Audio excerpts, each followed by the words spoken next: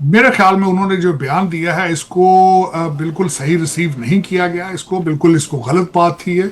Donald Trump साहब जो है, प्रेसिडेंट ट्रंप जो है, वो मौके की मुनासबत और नज़ाकत को नहीं समझ पाए। उन्होंने कहा कि इतनी दुनिया को मैं एक्सपेक्ट नहीं कर रहा था कि वो रोएंगे इतना। हालांकि उन्हें पता है कि supreme leader was a popular, और ईरान का कल्चर पिछले 45 साल से वहां पे जिस तरीके से ईरानी कौम को तैयार किया गया है, या शहादत है या गाजी होना है। और फिर उसके बाद देखें 2 करोड़ लोगों का इकट्ठा होना, 4 जुलाई से 9 जुलाई तक इस प्रोसीड करना। और फिर दूसरी तरफ देखें, तजाद इस चीज का है कि अभी उन्होंने अगले दिन अपनी तकरीर में कहा है कि हमने 1 हफ्ते के लिए जंग बंदी कर रखी है, because we are nice, we are nice people. लेकिन साथ ही उनका ये जो है, उसको अच्छे तरीके से इंटरनेशनल कम्युनिटी ने उसको अप्रिशिएट नहीं किया, उसको वेल रिसीव नहीं किया। लेकिन आपको पता है कि प्रेसिडेंट ट्रम्प जो है वो फिर नॉर्म एक not a typical president, typical सियासतदान, वो जो उनके दिमाग में होता है उसी को वो जी हाँ। आगे बयान कर देते हैं। और दूसरा, लेकिन मैं ये समझता हूं इसको इलेक्शन के लिए पास्चरिंग का नाम भी दिया जा सकता है, क्योंकि इलेक्शन जो है वो बिल्कुल नवंबर के अंदर है, और पॉपुलैरिटी एक क्राइसिस में है इस वक्त। एक अमेरिका की नापसंद जंग, ईरान जो था वो मेनलैंड अमेरिका के लिए थ्रेट नहीं था।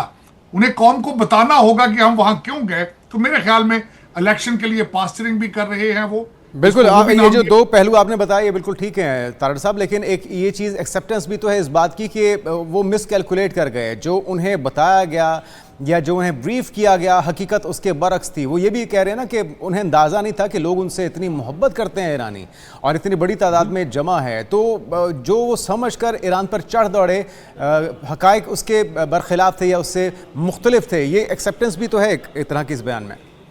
मैं एब्सोल्युटली आपसे एग्री करूंगा। बीबी नेतन्याहू ने ट्रैप किया है, अमेरिका को ट्रैप किया, इसमें कोई शक नहीं है। जायनस माइंडसेट का एक प्लान था, पिछले काफी कई दहाइयों से ये प्लान था कि अमेरिका को घसीट के मिडल ईस्ट में लाया जाए और अमेरिकन बच्चे जो हैं वो इसराइल की जंग लड़ें। मेरे ख्याल में ये बिल्कुल बैकफायर किया है। टोनी बिल्किन हमारे पिछले सेक्रेटरी ऑफ स्टेट हैं, उन्होंने कहा है कि हमें भी पिछले 10-12 साल से इसराइल परसू करता रहा है, लेकिन वो इस ट्रैप में नहीं गए। और आज मैं ये समझ कि जो इस तरीके से ये जो शो केस किया गया है कि रजीम चेंज करना तो दूर की बात है, रजीम पॉपुलर है और पूरी दुनिया की सपोर्ट हासिल है ईरान को। 100 से ज्यादा नुमाइंदे आज इकट्ठे हैं, और America is watching it, president Trump is watching. मेरे ख्याल में जो उनका जो स्टेटमेंट थी, ये बौखलाहट की निशानी भी है कि the way the Iran is still standing and popular अच्छा एंड तारक एग्रेसिव। साहब, एक एक चीज़ और भी है कि जो आप कह भी रहे हैं कि रिजीम चेंज तो करने में कामयाब नहीं हुए, लेकिन सुबकी का करना पड़ा। और आयतुल्लाह खामेनी की बात की जाए तो वो ऐसे लीडर थे जो कि बड़े बुर्दबार, बड़े तहम्मुल मिजाज थे। लेकिन अब जो उन्होंने अपने मुखालिफ, अपने मद्दे मुकाबिल एक लीडर ला खड़े किए हैं, खुद अमेरिका की अपनी काविशों, अपनी कोशिशों की बदौलत, वो मुज्तबा खामेनी हैं। और वो बड़े जज्बाती, बड़े बल्कि कहना चाहिए कि उनका दो टोक फैसला होता है। अब ज़्यादा मुश्किलात अपने लिए खड़ी कर ली हैं डोनाल्ड ट्रंप ने। एक तो रजीम चेंज नहीं कर पाए, अपने अहदाफ तो हासिल नहीं कर पाए, लेकिन नुकसान ये कि एक बड़े चैलेंजिंग बंदे को ला बिठाया, एक बड़े ही सख्त गिर बंदे को ला बिठाया मद्दे मुकाबिल के तौर पर। तो ये तो एक नुकसान ही हुआ डोनाल्ड ट्रंप को, अमेरिका को या इसराइल को। एब्सोल्युटली मैं एग्री करूंगा। आज ईरान उस रीजन, उस खित्ते के अंदर एक रीजनल पावर बन चुका है। जीसीसी कंट्रीज को साथ उनके चलना होगा, बल्कि मेजॉरिटी ऑफ गल्फ कंट्रीज जो है they already talking to the Iran, और अपने डायरेक्ट उनके साथ रिलेशनशिप बिल्ड कर रहे हैं। और दूसरा, यहां पे मैं ये भी अर्ज करना चाहूंगा कि इस वक्त ना सिर्फ ईरान एक ताकत बन के उभरा है, बल्कि पाकिस्तान को देखें। मैं सबसे बड़ी बात तो मेरे लिए काबिल फख्र ये है कि 11 तारीख को डायलॉग पाकिस्तान में होगा, और पाकिस्तान का उस खित्ते के अंदर जो रोल है, मैं समझता हूं जंगें तो 3 ममालिक ने लड़ी हैं, लेकिन पाकिस्तान ने जंग बगैर एक गोली चलाए जीती है। इसकी एक स्टोरी जो है, मैं समझता हूं कि रिमार्केबल ट्रांसफॉर्मेशन, बुनियानुल मरसूस से, एक जंग से निकलकर एक पीस ब्रोकर बनना, एक पीस मेकर बनना उस रीजन के अंदर, यह भी एक बहुत बड़ी बात है, काबिल सताइश है। फ्यूचर में स्कूलों में, वार स्कूलों में, और दूसरा फॉरेन पॉलिसी में इन चीजों के हवाले दिए जाएंगे, किताबें बिल्कुल। लिखी जाएंगी। मैं और बिल्कुल सबसे एक बड़ी बात तो ये। एक काबिल ज़िक्र अचीवमेंट है पाकिस्तान की तरफ से सिफारती सतह पे, और एक ऐसा किरदार जो कि मसालियत में जिसने बढ़ चढ़ के किरदार अदा किया पूरी दुनिया को बचाने के लिए। लेकिन वो जो कोशिश थी रिजीम चेंज की, उसके तो बिल्कुल उलट हो गया तारड़ साहब। अमेरिका जो कि इसराइल के कहने पर इस जंग में कूद तो पड़ा, आज वो दोनों आपस में भी मुत्तहिद नहीं हैं। और हम देख रहे हैं कि ईरान ने जिस तरह से दावतनामे दिए, 100 से ज़ायद ममालिक के मंदूबीन आए, उन्होंने यकजहती का इजहार किया। फिर जिस तरह से इस तमाम सेरेमनी के अंदर हर डेलीगेशन के आने पर एक ख़ास आयत का इंतखाब भी किया गया, ये तो पूरा इवेंट हुआ है। इसने बज़ाते ख़ुद क्या मैसेज दिया और इससे क्या तब्दीली आप होते देख रहे हैं अगले एक तो 40 से 60 दिनों में, और दूसरा अमेरिका के बर्ताव में टुवर्ड्स ईरान? आज मैं समझता हूं ईरान के हौसले बुलंद हैं। उसकी वजह यह है, ईरान को यह भी पता चल चुका है कि डोनाल्ड ट्रंप सा प्रेसिडेंट ट्रंप को इन हाउस भी सपोर्ट हासिल नहीं है, कांग्रेस उनके खिलाफ है और इस वक्त जुडिशरी भी उनके खिलाफ फैसले दे रही है। तो उनके हौसले बुलंद हो चुके हैं, क्योंकि प्रेसिडेंट ट्रंप से वार की पावर भी जो है वो कांग्रेस ने उसको वापस ले लिया है। तो मेरे ख्याल में आप देख रहे हैं कि इस वक्त ईरान जो है वो अपनी मर्जी की टर्म्स पर बात करता है अमेरिका से। और आज बल्कि इसको तदफीन को जो एक बहुत बड़ा शोकेस किया गया है, मैं समझता हूं रिमार्केबल। जिस तरीके से जिस तरह मैंने आपको पहले कहा है, पॉपुलैरिटी 20 इस वक्त 20 मिलियन लोगों का इकट्ठा होना, 10 करोड़ लोग, उसमें 10 लाख लोगों की रिहाइश का बंदोबस्त किया गया, फिर इराक इस को लेके जाना, और फिर वहां से इस वक्त अगर देखा जाए तो प्रेसिडेंट ट्रंप के लिए धमकियां आ रही हैं, रिवेंज, बदला लेने के जो नारे लग रहे हैं। पूरी दुनिया उसकी आज जो है वो गवाही दे रही है। बल्कि मैं समझता हूँ बड़े जज्बाती वहां पे वाकयात हैं। सुप्रीम लीडर खामनाई की पोती जहरा, जो सबसे छोटी थी, जो हमेशा उनके साथ खेलती थी, उनकी जब एक छोटे से, कहते हैं छोटे जनाजे बहुत भारी होते हैं, बड़ा सेंटीमेंट, बड़े जज्बाती इस वक्त सही कह रहे हैं आप तारड़ साहब।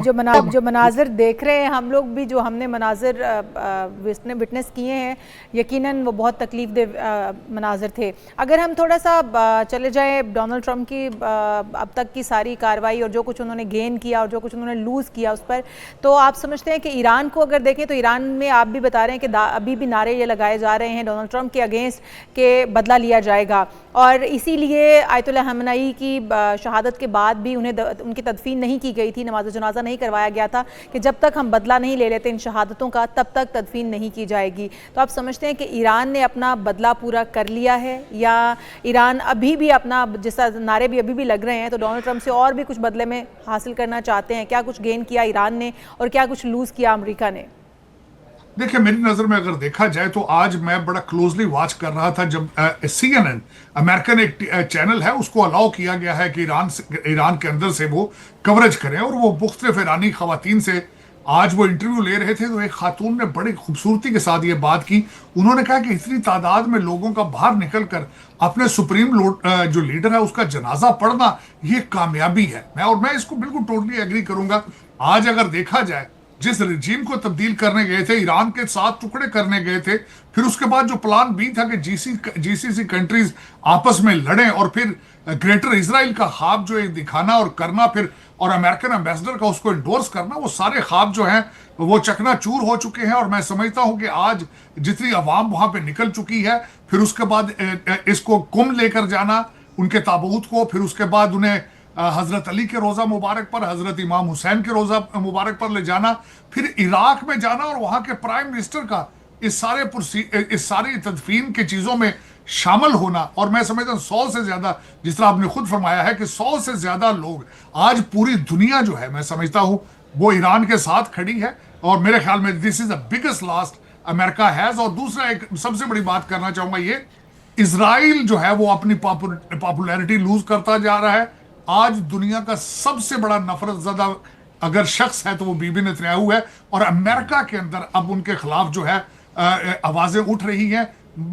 मेयर ममदानी का अगर देखा जाए तो 30% वोट उनको यहूदी जेनजी ने वोट दिए थे। तो मेरे ख्याल में ये एक नॉन रिकवरेबल, अगर अमेरिका की बात करें, डोनाल्ड ट्रंप की बात करें, आपने कहा कि नापसंदीदा शख्स नेतन्याहू है। अगर डोनाल्ड ट्रंप की बात करें तो जिस तरह के बयानात वो दे रहे हैं, आप ये भी कह रहे हैं कि शायद वो मिड टर्म इलेक्शंस में अपनी साख को बरकरार रखने के लिए भी इस तरह के बयानात दे रहे हैं कि हम ईरान के ऊपर हमला कर सकते थे और पूरे ईरान की लीडरशिप को एक साथ ही ख़त्म कर सकते थे। तो क्या इस तरह के बयानात देने के बाद उनकी पॉपुलैरिटी में कोई इजाफा होगा? कुछ उनका अब साख उनकी बेहतर होती भी देख रहे हैं, वो कुछ गेन कर पाएंगे मिड टर्म इलेक्शंस के अंदर, या फिर कोई फ़ायदा नहीं होने वाला अब भी इस तरह के बयानात देने के बाद भी? देखिए, मैं 3 चीजें 4 आपके सामने रखना चाहूंगा। पिछले 1 हफ्ते से मैं उनकी सारी तकारीर को बड़े क्लोजली वॉच कर रहा हूं। सबसे पहले तो वो एक डिफरेंस जो है वो बताना चाहते हैं कि मेरी डील प्रेसिडेंट ओबामा की डील से बेहतर है। दूसरा, वो बार बार ये कहते हैं कि हम ईरान को एक पाई भी नहीं देंगे, गल्फ कंट्रीज उनको पैसे देंगे। तीसरी बात, वो मुसलसल बेचने की कोशिश कर रहे हैं कि मुंजमद असासों में हम उनको पैसे नहीं देंगे, हम सोयाबीन और मकई देंगे, और इसको वो बेचने की कोशिश कर रहे हैं। अब जो 2 दिनों से उन्होंने जो कैंपेन शुरू कर रखी है, जो 4th of जुलाई रिलेटेड, वो बार बार अमेरिकन अवाम को डराते नजर आ रहे हैं कि कम्युनिज्म आ रहा है, सोशलिस्ट लीडर आ रहे हैं। तो दर हकीकत एक फुल फ्लेज कैंपेन जारी है, लेकिन क्या अवाम इसको बाय करेंगे? ईरान, मैं यहां पे अर्ज करना चाहूंगा, ईरान अमेरिकन मेनलैंड के लिए थ्रेट नहीं था। फिर उनकी base making America great again बिल्कुल एंटी वार थी। प्रेसिडेंट ट्रंप साहब एक एंटी वार उम्मीदवार बन के उभरे थे और खुद वार में चले गए। आप देखें, 8 महीनों में 8 जंगें रोकने का दावा, फिर नोबल पीस प्राइज का दावा, तो उसके बाद यकलख्त दुनिया को तीसरी आलमी जंग के करीब लेके जाना, ये इक्तिसाद है।